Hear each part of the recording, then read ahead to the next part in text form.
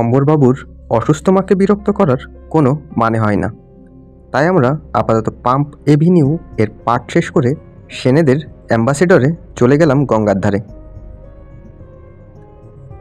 গে রেস্টুরেন্টের সামনে গাড়ি দাঁড় করিয়ে ড্রাইভার বিলাসবাবু বললেন, এইখান থেকে স্যার হাঁটতে আরম্ভ করে সোজা দক্ষিণে গিয়ে ঠিক 1 ঘন্টা বাদে আবার ফিরে আসতেন, একেবারে ঘড়ির কাঁটায় কাঁটায়। আপনি গাড়িতে বসে থাকতেন? আগে হ্যাঁ, কদিন ড্রাইভারি করছেন সেনবাড়িতে। 9 ইয়ার্স। তার মানে অ্যাক্সিডেন্টের ব্যাপারটা আপনি জানেন না? অ্যাক্সিডেন্ট? অম্বরবাবু বছর 12 আগে একবার একটি লোককে গাড়ি চাপা দিয়ে মারেন। সেন সাহেব? কেন, আপনার বিশ্বাস হচ্ছে না? উনি যে কোনোদিন নিজে ড্রাইভ করেছেন সেটাই জানতুম না। ওই ঘটনার পরেই ড্রাইভিং ছেড়ে দেন। তা হবে, ড্রাইভারের তো সবসময় দোষ দেওয়া যায় না। রাস্তার লোকে যেভাবে চলাফেরা করে আর বেশি লোক মরে না কেন সেটাই তো ভাবি। ড্রাইভারের আর কি দোষ? অম্বরবাবু যেদিন আর ফিরলেন না সেদিনের ঘটনাটা একটু বলবেন? সেদিন উনি আসছেন না দেখে আমি হেস্টিংস পর্যন্ত গিয়ে তল্লাশি করলাম। পথে লোক ধরে ধরে জিজ্ঞেস পর্যন্ত করেছি। গাড়ি থামিয়ে থামিয়ে রাস্তায় নেমে খুঁজেছি যদি কোথাও পড়ে টড়ে গিয়ে থাকেন। হাড়টা তেমন মজবুত ছিল না। লোকজন কেমন ছিল রাস্তায়? সকালে এদিকটা লোক মন্দ থাকে না, সব হাঁটতে আসে। তবে নিউ হাওড়া ব্রিজের সাইডটাই লোক থাকে না বললেই চলে। স্যার তো ওই দিকেই যেতেন। ফস করে যদি গাড়িতে কটা জন লোক এসে কোলপাজা করে তুলে নিয়ে যায় কেউ টেরও পাবে না। আমরা গাড়িতে করে 10 মাইল স্পিডে চালিয়ে হেস্টিংস পর্যন্ত ঘুরে এলাম, কিন্তু সন্দেহজনক কিছুই দেখতে পেলাম না। এরপর 2 দিন পাম্প এভিনিউ থেকে কোনো খবর নেই। বিশদবার বিকেলে লালমোহনবাবু এসেই বললেন, ঘটনা এগোলো? অম্বর সেন উধাও শুনে ভদ্রলোকের চোখ কপালে উঠে গেল। বললেন, আপনার একটি কেসও গেজে দেখতে পেলুম না। ধন্যি আপনার লাক। আপনার গ্রেট স্কলার প্রতিবেশী মৃত্যুঞ্জয় সোমের কি খবর? দূর দূর, স্কলার না মন্ডু। সে কি মশাই, এর মধ্যে আবার কি হলো? সেদিন তা সুপারলেটিভ ছাড়া কথাই বলেননি। আর বলবেন না মশাই। কেন, কি হলো? বলতেও লজ্জা করে। আমার কাছে আবার কিসের লজ্জা, বলে ফেলুন। ব্যাপারটা কি জানি না, কিন্তু সেটা যে লালমোহনবাবু চেপে যেতে চাইছেন সেটা বুঝতেই পারছি। এদিকে ফেলুদাও ছাড়বার পাত্র নাই। শেষটাই পীড়াপিড়িতে ভদ্রলোক বলেই ফেললেন, আরে মশাই, ভাবতে পারেন ভদ্রলোক প্রদোষ মিত্রের নাম শোনেননি। আপনার বন্ধু বলে পরিচয় দিতে গিয়ে একেবারে ভেড়া বনে গেলুম। বলে কিনা, হু ইজ প্রদোষ মিত্র। তাতে আর কি হলো? এত বড় স্কলার, হার্ভার্ডের AA, আমিও তো তার নাম শুনিনি। কথাটা বোধহয় লালমোহনবাবুকে কিছুটা আশ্বস্ত করল।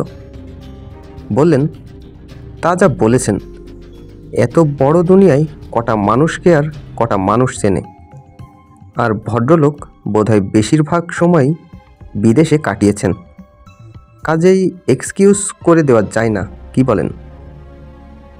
আমাদের কথার মাঝখানে পাম্প এভিনিউ থেকে ফোন এলো। অম্বুজ সেন, একটা বেনামি চিঠি এসেছে ভদ্রলোকের নামে। টেলিফোনে সেটা পড়ে শোনালেন ভদ্রলোক। আগামীকাল শুক্রবার সন্ধ্যা 6:30টায় 100 টাকার নোটে 20,000 টাকা ব্যাগে পুরে প্রিন্সেপ ঘাটের দক্ষিণ পূর্ব কোণের থামের ধারে রেখে যাবেন। অম্বসেনকে অক্ষত অবস্থায় ফিরে পাওয়ার এই একটা মাত্র উপায়। পুলিশ বা গোয়েন্দার সাহায্য নিলে ফল হবে মারাত্মক। ফেলুদা ফোনে বলল, এখনই কোনো সিদ্ধান্ত নেবার দরকার নেই মিস্টার সেন, আরও 24 ঘন্টা সময় আছে। এর মধ্যে আমার কয়েকটা কাজ আছে। আপনাদের দিক থেকে কি করণীয় সেটা আমি কাল দুপুর 2টোর মধ্যে আপনাদের বাড়ি গিয়ে বলে আসব। তবে হ্যাঁ, টাকার ব্যবস্থাটা করে রাখবেন, ওটা খুবই জরুরি। কিন্তু গোয়েন্দার ব্যাপারে শাসিয়ে রেখেছে যে মশাই। ফেলুদা ফোন রাখার পর লালমোহনবাবু বললেন। ফেলুদা উত্তরে শুধু বলল, জানি। রকেটের বেগে ঘটনা এগিয়ে চলেছে। এই টাকাটা না দিয়ে উপায় কী আছে সেটা আমিও ভেবে পেলাম না। লালমোহনবাবু, কাল আপনার গাড়িটা একটু পাওয়া যাবে কি? প্রায় 5 মিনিট চুপ করে থেকে অবশেষে প্রশ্ন করল ফেলুদা। এনি টাইম, বললেন জটায়ু। কখন চাই বলুন? সকালে একবার বেরোবো, 9:30 নাগাদ পেলেই চলবে। ঘন্টা 2-1-এর মধ্যে আমার কাজ হয়ে যাবে। তারপর বিকেল 5টা নাগাদ আপনি যদি গাড়িটা নিয়ে চলে আসেন তো খুব ভালো হয়। Very good. এরপর ফেলুদা আর কোনো কথাই বলল না। পরদিন লালমোহনবাবুর গাড়িতে করে ফেলুদা বেরুলো। একই বেরোলো, কাজের কোথায় গেল, কি করলো জানার উপায় নেই। 12টা নাগাদ ফিরে আসার পর দেখলুম তার মুখের ভাব বদলে গেছে। কি ঠিক করলে ফেলুদা? ভয়ে ভয়ে জিজ্ঞেস করলাম। টাকাটা দিতেই হবে, বলল ফেলুদা। তবে গোয়েন্দা সম্পর্কে হুমকিটা মানা চলবে না। মানে? তুমি নিজেও থাকবে নাকি সেখানে? ফেলুমিত্তির অত সহজে ঘাবড়াবার লোক নয় রে তপেশ। আর আমরা কোথায় থাকব? তোরাও থাকবি কাছাকাছির মধ্যে, কারণ হেল্প দরকার হতে পারে। আমি তো শুনে দুপুরে খেয়ে দিয়ে আমরা গেলাম পাম্প এভিনিউ। অম্বুজবাবু স্বভাবতই বাড়ি ছিলেন। ফেলুদাকে দেখেই ব্যস্ত হয়ে উঠলেন। কাল রাত্রিরে চোখের পাতা এক করতে পারিনি মশাই। দেখতে দেখতে কি যে হয়ে গেল। ফেলুদা গম্ভীরভাবে বলল, টাকাটা আপনাদের খসবেই মিস্টার সেন। অম্বরবাবুকে ফিরে পাবার আর কোনো রাস্তা নেই। তুমি ধরতে পারোনি এখনো? রুনা হঠাৎ করে ঘরের দরজা থেকে চেঁচিয়ে জিজ্ঞেস করে উঠল। অনেকটা ধরে ফেলেছি রুনা, বলল ফেলুদা। খুব চেষ্টা করছি যাতে বাকিটা আজ বিকেলের মধ্যেই ধরতে পারি। ব্যাস, ঠিক আছে। রুনাকে ভীষণ নিশ্চিন্ত মনে হলো। ফেলুদা ব্যর্থ হবে এটা যেন তার কাছে ভয়ানক একটা দুঃখের ব্যাপার। তাহলে কি করা উচিত বলে মনে হয়? জিজ্ঞেস করলেন অম্বুজবাবু। টাকার ব্যবস্থা হয়েছে? সেটা করে ফেলেছি। বাড়িতে তো অত ক্যাশ থাকে না, তাই আজ সকালেই সমরেশকে দিয়ে ব্যাংক থেকে আনিয়ে নিয়েছি। সেই টাকাটা এবং যে ব্যাগে করে সেটা দেওয়া হবে, এই দুটো জিনিস আমি একবার দেখতে চাই। টাকা এবং ব্যাগ এসে গেল। এত টাকা এর আগে একসঙ্গে দেখেছি কি? মনে তো পড়ে না।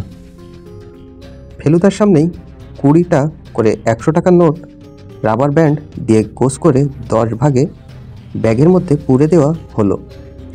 তার ফলে ব্যাগের চেহারা হয়ে গেল কচ্ছপের পিঠের মতো। ভেরি গুড, বলল ফেলুদা। তাহলে আমরা বেরিয়ে পড়ছি 6:45 নাগাদ। অম্বুজবাবু চমকে উঠলেন। সে কি, আপনি যাবেন? অপরাধীকে ধরার চেষ্টা আমাকে করতেই হবে মিস্টার সেন। আপনি টাকা রেখে আসবেন, আর সে লোক দিব্যি এসে সেটা তুলে নিয়ে চলে যাবে। এ তো হতে দেওয়া যায় না। অম্বরবাবুকে ফেরত পাওয়াটাই বড় কথা, সেটা জানি, কিন্তু সেই সঙ্গে এই গুন্ডাদেরও সাজা হওয়া উচিত নয় কি? না হলে তো তারা এই ধরনের কুকীর্তি করেই চলবে। তবে আপনি চিন্তা করবেন না, সাবধানতা অবলম্বন না করে আমি কখনো কিচ্ছু করি না। তাহলে আমি বলছি, আপনি মন দিয়ে শুনুন। আপনি আমার গাড়িতে করে যাবেন টাকা নিয়ে। নিউ হাওড়া ব্রিজের দিকটা দিয়ে আসবেন। ওদিকটা মোটামুটি নিরিবিলি। গাড়ি প্রিন্সেপ ঘাট থেকে অন্তত 200 গজ আগে দাঁড় করিয়ে আপনার ড্রাইভারকে বলবেন টাকাটা যথাস্থানে রেখে আসতে। আমি কাছাকাছির মধ্যেই থাকব। কাজটা ঠিকমতো হচ্ছে কিনা সেটা আমি দেখতে পাবো। আর মিট করব ঘটনার পর গিয়ে রেস্টুরেন্টের সামনে। আপনি টাকা রেখে সোজা ওখানে চলে আসবেন। আমিও তাই করব।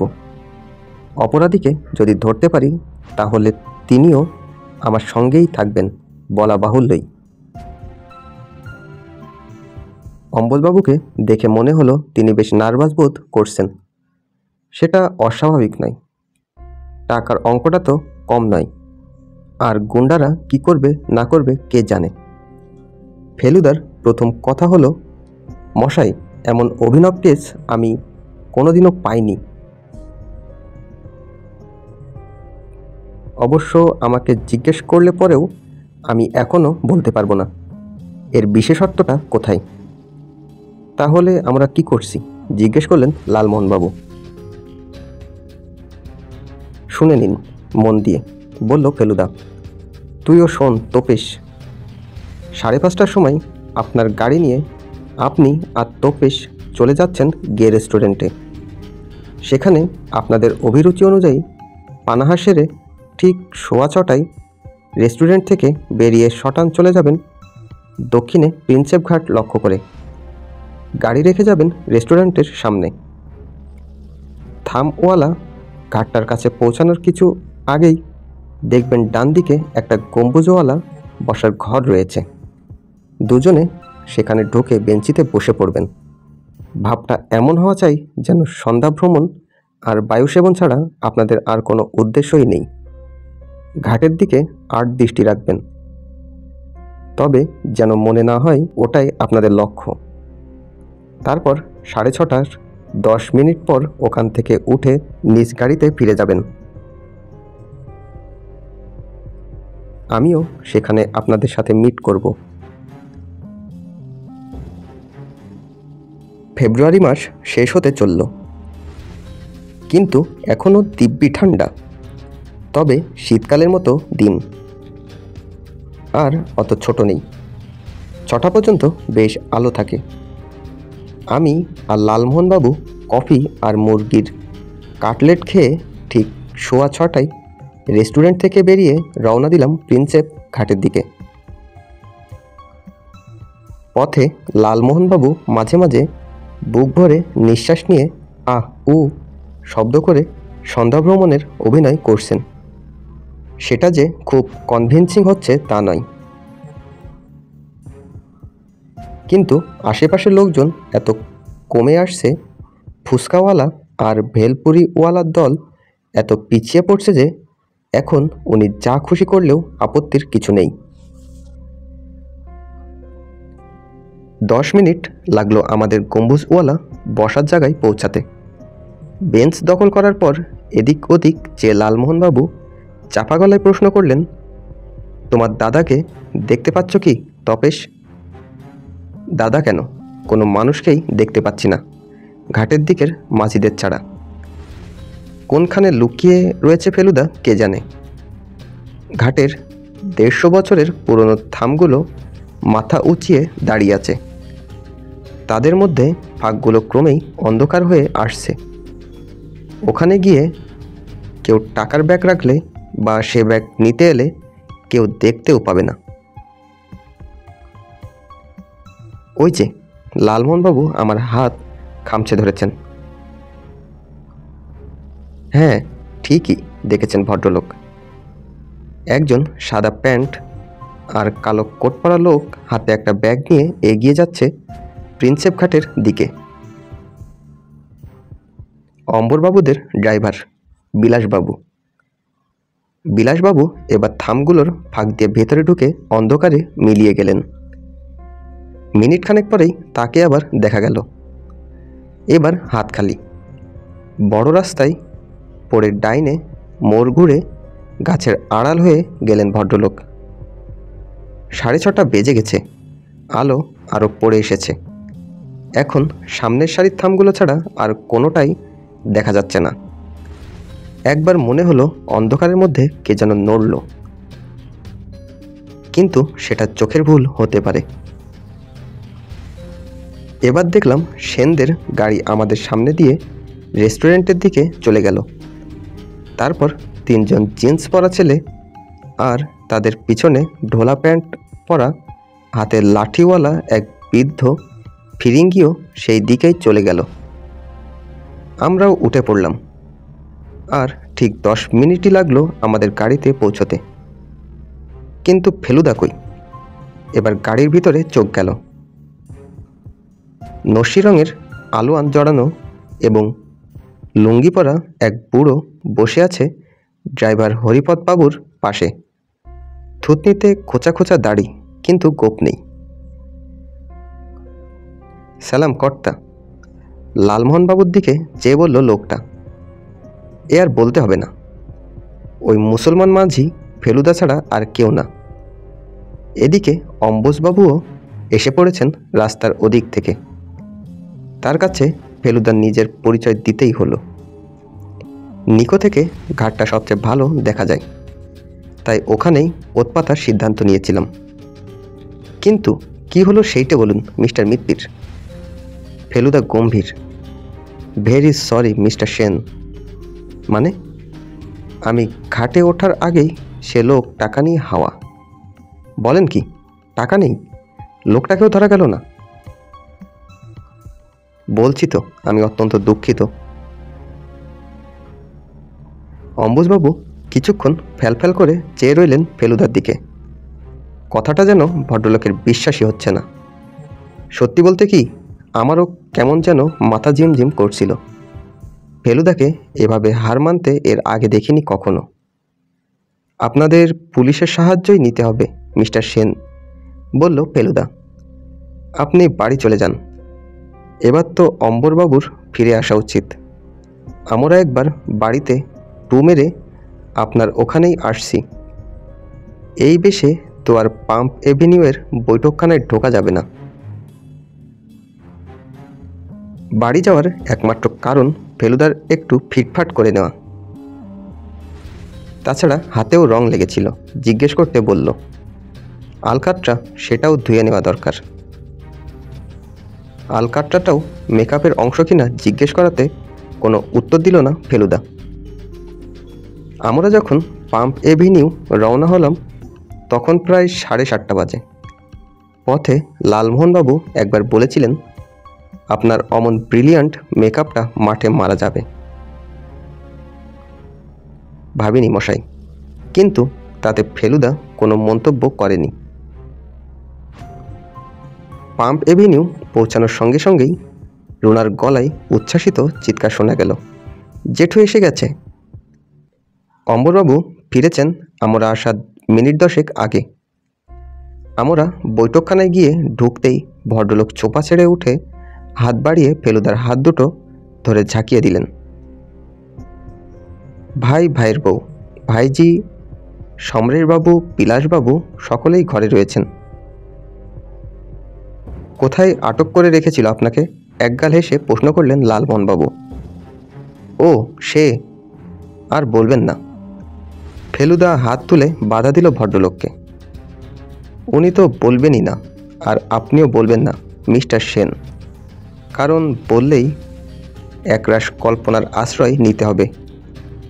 মিথ্যে শব্দটা ব্যবহার করলাম না, কারণ সেটা ভালো শোনায় না। হুররে হুররে হুররে চেঁচিয়ে উঠল রুনা। ফেলুদা ধরে ফেলেছে, ফেলুদা ধরে ফেলেছে। এবার ফেলুদা একটা চারমিনার ধরিয়ে নিয়ে বলল, আপনারা যে একটা বিরাট ফন্দি এঁটেছিলেন সেটা ধরে ফেলেছি। কিন্তু সেটার কারণটা এখনও ঠিক ধরতে পারছি না। কারণ বলছি মিস্টার মিত্তির, হেসে বললেন অম্বর সেন। কারণ আমার ওই খুদে ভাইজিটি, সে আপনাকে বলতে গেলে একরকম পুজোই করে। তার ধারণা আপনি ভুলভ্রান্তির ঊর্ধ্বে। তাই ওকে আমি সেদিন বললাম যে তোর ফেলুদাকে আমি জব্দ করতে পারি। ব্যাস, ওই একটি উক্তি থেকেই সমস্ত ফন্দিটির উৎপত্তি। এতে আমাদের সকলেরই ভূমিকা আছে। অর্থাৎ এও আপনাদের একটা ফ্যামিলি নাটক? ঠিক তাই।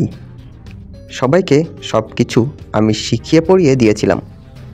আপনি কি জিজ্ঞেস করলে কি উত্তর দেবে সব লিখে মুখস্থ করিয়ে দিয়েছিলাম, এমনকি ড্রাইভার ও চাকরকে পর্যন্ত। প্রধান নারী চরিত্র অবশ্য বৌমা, যাকে দিয়ে মন গড়া অ্যাক্সিডেন্টের কথাটা বলানো হয়েছিল।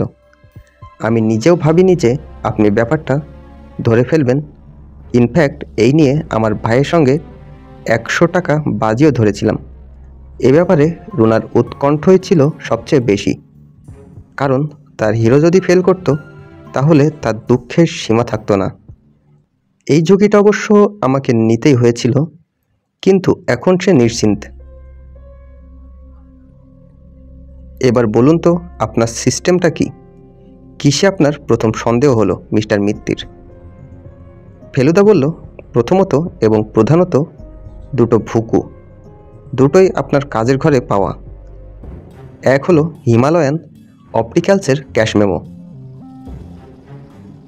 আমি সেখানে খোঁজ নিয়ে জেনেছি যে আপনি দিন সাতেক আগে একটি সোনালি ফ্রেমের নতুন চশমা করিয়েছেন, অথচ আপনার বাড়িতে সেটা সম্বন্ধে কেউ জানে না, বা কেউ সেটা আপনাকে পড়তে দেখেনি। প্রশ্ন হলো, এই চশমার দরকার পড়ছে কেন এবং ঠিক এই সময় দরকার কেন? 2 হলো আপনার ডেট ক্যালেন্ডারে 3 দিনের পুরনো তারিখ। আপনার চাকর যখন তারিখ বদল করে না তখন সেটা নিশ্চয়ই আপনিই করেন। তাহলে বদল হয়নি কেন? তখনই মনে হলো যে আপনাকে যদি কিডন্যাপ হবার ভান করে গা ঢাকা দিতেন তাহলে হয়তো একটা ডেরা স্থির করে 2 দিন আগে গিয়েই সেখানে থাকা অভ্যস্ত করতে হবে। নতুন জায়গা ধাতস্থ হতে সময় লাগে বইকি, আর তাই যদি হয় তাহলে সাবধানতা অবলম্বন করার জন্য আপনাকে একটি ছদ্মবেশ ও একটি নতুন নাম নিতে হবে। সেই ক্ষেত্রে একটি নতুন চশমা নেওয়াও মোটেই অস্বাভাবিক নয়। ধরে ফেলেছে ফেলুদা, সব ধরে ফেলেছে। আবার চেঁচিয়ে উঠল রুনা। এর মধ্যেই লালমোহনবাবু যে হঠাৎ কেন খাঁচায় বন্ধ সিংহের মতো পায়চারি করতে আরম্ভ করেছেন তা বুঝতে পারলাম না। ভদ্রলোক যাতে কোনো বাড়াবাড়ি না করে ফেলেন, তাই ওকে সামলাতে যাব। এমন সময় উনি হঠাৎ দুহাত তুলে চেঁচিয়ে উঠলেন, ইউরেকা! চিনেছেন ভদ্রলোককে? ফেলুদা প্রশ্ন করল। চিনব না? মৃত্যুঞ্জয় সোম। অম্বরবাবু হা হা করে হেসে উঠলেন। আপনার সঙ্গে সেদিন পার্কে দেখা হওয়াটা সম্পূর্ণ অ্যাক্সিডেন্ট মশাই। আসলে গড়পাড়েই আমার এক বন্ধুর বাড়িতে গিয়েছিলাম 7 দিন।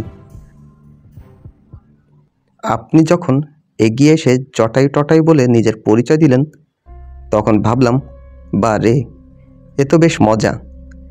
যাকে জব্দ করতে যাচ্ছি তারই সাকরেদের সঙ্গে দেখা হয়ে গেল। তাহলে একে নিয়ে একটু রগড় করতে পারলে কেমন হয়? তারপর অবশ্য মিত্তির মশাইয়ের বাড়িতেও আপনার সঙ্গে দেখা হয়েছিল আমার আসল চেহারায়, কিন্তু আপনি চিনতে পারেননি। কিন্তু তাহলে ব্যাপারটা কি দাঁড়াচ্ছে? বলল ফেলুদা। নাটকের তো এখানেই শেষ নয় অম্বরবাবু, এখনও তো ড্রপ সিন ফেল চলবে না। ঘরের আবহাওয়া মুহূর্তে বদলে গেল, কারণ ফেলুদা কথাটা বলেছে গম্ভীর থমথমে ভাবে। Where is the money? প্রশ্ন করল ফেলুদা। অম্বর সেন ফেলুদার দিকে তীক্ষ্ণ দৃষ্টিতে চেয়ে বললেন, মিস্টার মিত্তির, আপনি আমাকেও কিন্তু একজন শখের গোয়েন্দা বলতে পারেন। আমি যদি বলি যে টাকাটা আপনি নিয়ে আমাদের সঙ্গে একটু রগড় করেছেন, তাহলে কি খুব ভুল বলা হবে? অপরাধী যখন নেই, কিডন্যাপার নেই, তখন টাকাটা সরে কোথায় যাবে মিস্টার মিত্তির? ফেলুদা মাথা নেড়ে বলল, মিস্টার সেন, অত্যন্ত দুঃখের সঙ্গে জানাচ্ছি যে আপনার শখের গোয়েন্দাগিরি এক্ষেত্রে খাটল না। প্রিন্সেপ ঘাটের কাছে আজ সন্ধ্যায় আমি ছাড়াও আরেকজন ছদ্মবেশী ছিলেন। বলেন কি? বললেন অম্বর সেন। আপনি তাকে দেখেছেন? দেখেছি, কিন্তু চিনিনি। কিন্তু আপনি তখনই তাকে ধরলেন না কেন? তখন ধরাটা আমাদের পক্ষে যথেষ্ট নাটকীয় হতো না। আপনারা নাটক পছন্দ করেন তো? আমার মনে হয় আপনাদের সামনে ধরাটা আরও নাটকীয় হবে। আমার সন্দেহ তিনি এখানেই আছেন। এ সন্দেহ ঠিক কিনা সেটা আমি একবার পরখ করে দেখতে চাই। ঘরে যাকে বলে পিন পড়া নীরবতা। রুনার দিকে আর চোখে চেয়ে দেখলাম সেও ফ্যাকাশে মেরে গেছে। বিলাসবাবু ঘরের দরজার মুখে দাঁড়িয়েছিলেন। বললেন, দেখব আর কি স্যার, জুতোর তলায় তো আলকাঠটা লেগে রয়েছে। ব্যাগ রেখে ফেরবার সময় তো রাস্তায় পা আটকে যাচ্ছিল। ওই আলকাঠটা আমি ছড়িয়ে রেখেছিলাম থামটার চারপাশে, বলল ফেলুদা। কারণ একজনের সম্বন্ধে আমার মনে একটা সন্দেহের কারণ ঘটেছিল। আপনারা সকলেই বানিয়ে বানিয়ে কথা বলছিলেন, কিন্তু ইনি যে মিথ্যেটা বলেছিলেন সেটা একটু অন্যরকম। ইনি বলেছিলেন, ও কি, আপনি যাচ্ছেন কোথায়? কিন্তু পালাবার পথ নেই। দরজা আগলে দাঁড়িয়ে আছেন বিলাসবাবু। এক ঝটিকায় যাকে বগল দাবা করে ফেলেছেন ভদ্রলোক, তিনি হচ্ছেন সমরেশ মল্লিক। এবার আপনার স্যান্ডেলের তলাটা এদের দেখিয়ে দিন তো, বলল ফেলুদা। বিলাসবাবু একটু হেল্প করলে ব্যাপারটা সহজে হয়ে যায়। বিলাসবাবু নিচু হয়ে সমরেশবাবুর পা থেকে স্যান্ডেলটা এক টানে খুলে নিয়ে তার তলাটা সকলকে দেখিয়ে দিলেন। উনি যে গিয়েছিলেন প্রিন্সেপ ঘাটের থামের পাশে, তাতে আর কোনো সন্দেহই রইল না। আপনার কোহিনূর কোম্পানি তো 2 বছর হলো লাটে উঠেছে সমরেশবাবু, বলল ফেলুদা। তা সত্ত্বেও আপনি সেখানে চাকরি করছিলেন। কি করে সেটা এদের একটু বুঝিয়ে বলবেন? আর যদি চাকরি নাই করে থাকেন, তবে এই 2 বছর কিভাবে রোজগার করছেন সেটা বলবেন।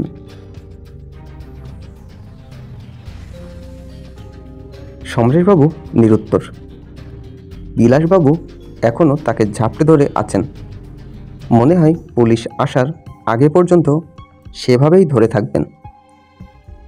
অবশ্য এই ব্যক্তির খালস খুলে ফেলার জন্য আপনাদের আমাকেই ধন্যবাদ দিতে হবে, বলল ফেলুদা। আপনারা তো আর 20,000 টাকা রাখতেন না থামের পাশে। নেহাত আমি যখন বললাম শাসনে কি আর করি না, আমি নিজেই থাকবো সেখানে, তখন আপনাদের বাধ্য হয়েই রাখতে হলো। আর সেই টাকা হাত করার সুযোগ নিলেন সমরেশবাবু। যাকগে, এখন তো জানলেন টাকা কোথায় আছে। এবার সেটা আদায় করার রাস্তা আপনারা দেখুন। উনি যদি সে টাকা অন্যত্র পাচার করে থাকেন, তাহলে পুলিশ তো আছেই। তারা এসব আদায়ের অনেক রাস্তা জানে। আমার কাজ এখানেই শেষ। ফেলুদার সঙ্গে সঙ্গে আমরা দুজনও উঠে পড়েছিলাম, কিন্তু ওঠার হলো না। মিসেস সেন বাধা দিলেন। শেষ বলছেন কি? এত সহজে শেষ হবে কি করে? আপনাকে ঝড়ি ঝড়ি মিথ্যে কথাগুলো বললাম, তার বুঝি প্রায়শ্চিত্ত করতে হবে না? আজ রাত্রিরে আপনাদের খেতে হবে আমাদের বাড়িতে। আর ওই 20,000-এর অন্তত খানিকটা তো আপনার প্রাপ্য, বললেন অম্বর সেন। সেটা না নিয়ে যাবেন কি করে? আর তোমরা তিনজনে একসঙ্গে এসেছো বললেন রুনা। আমার অটোগ্রাফে সই দেবে না বুঝি? Ants well that all's well বললেন লালমোহনবাবু।